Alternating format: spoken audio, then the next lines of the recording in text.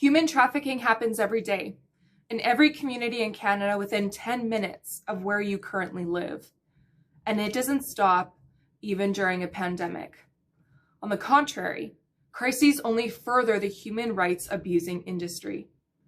Ontario's Regional Peel Police stated that human trafficking is the illegal recruitment, transportation, or hiding of someone for the purpose of exploiting them.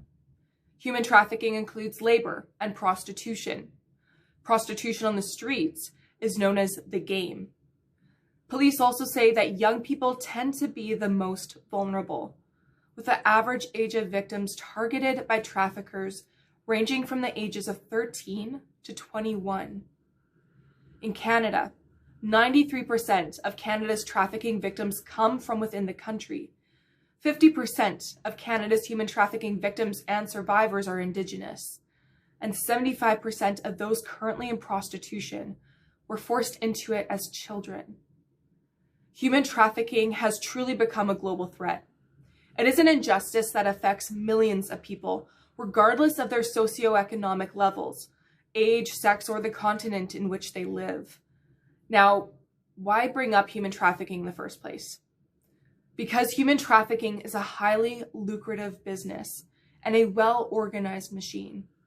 It generates over 150 billion USD per year, 99 billion of which is produced through sex trafficking within the prostitution industry alone. During the pandemic, the trafficking industry has seen a surge. One common misconception is that trafficking an individual must involve transporting them across international borders. But during the pandemic, the truth of modern-day slavery has reared its ugly head and proven that it can happen in a child's bedroom within your own home. And this speaks to the predominant target of traffickers, which are children online. International crises only drive forward the exploitation of the vulnerable. But how does this happen? Well, whether there is a drought, a war, or a flood, an individual's safety and support structures collapse. People lose their families and jobs. Thus, men, women, and children become desperate and vulnerable, making them prime prey for traffickers. Palm Beach's county state attorney said a lot of the grooming that goes on occurs inside your own home, where your child is on Facebook or other social media sites and comes into contact with someone who has nefarious intentions. While certain crimes associated with trafficking, such as prostitution, have decreased due to stay-at-home orders, there are more and more reports of internet crimes being committed against children. International lockdowns mean an estimated 75% of humanitarian operations are temporarily on pause, according to the Global Protection Cluster.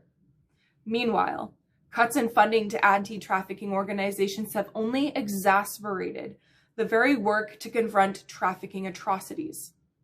One such example of this is seen in the case of the World Food Programme, who had to cut its food distribution programs by 50% in human trafficking hotspots, which has only placed economically and socially vulnerable communities in dire positions.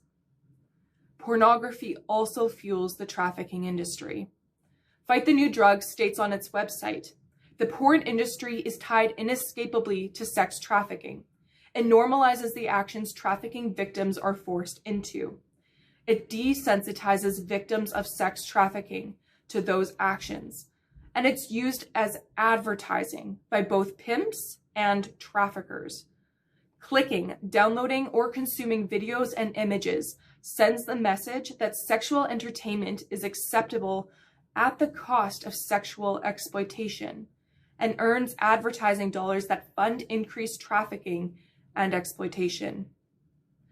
The Polaris Project, which oversees calls to the National Human Trafficking Hotline in the United States, reported that across the U.S., crisis calls to the hotline had increased by more than 40% in the weeks after many states first imposed shelter-in-place orders, compared to the previous year.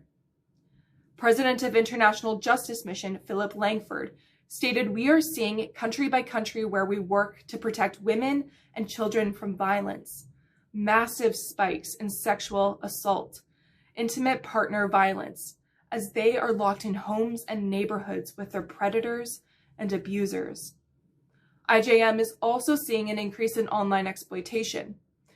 The online sexual exploitation of children is this new sinister form of cyber sex trafficking that has really spread like wildfire in a dry field with the proliferation of the developing world. Trafficking, regardless of the form it takes, is an affront to human dignity and the sanctity of human life. Every human being is made in the image of God and is therefore equally valuable and worth fighting for. Understanding the identifiers of someone who is being trafficked is key to fighting this form of modern slavery, as well as recognizing the interconnectedness of industries which fuel it. Having the same view of humanity as God does, one of extravagant love, endless mercy, and upholding justice, drives me as a Christian to fight an industry that puts his direct image bearers in harm's way. Though it is a very heavy and cumbersome topic to discuss, we must talk about it for the sake of reaching the vulnerable and achieving justice for all. For True North, I'm Mattea Merta.